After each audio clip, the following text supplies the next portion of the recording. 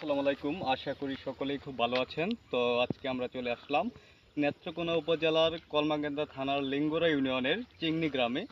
So এটা কিন্তু একদম পাহাড়ের নিকটে অবস্থান করে এই গ্রামটি। মানে আপনারা যদি দেখেন আমার পিছনে রয়েছে পাহাড়। তো আমরা কিন্তু পাহাড়ের মধ্যে অবস্থান করতেছি।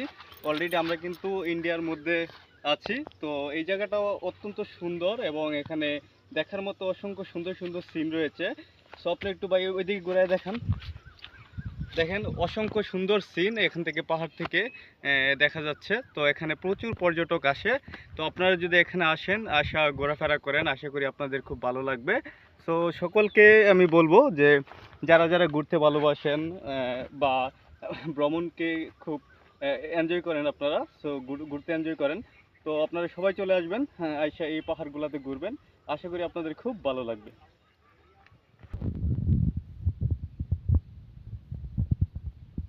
ওই পর্যটকগুলো দেখা দিন।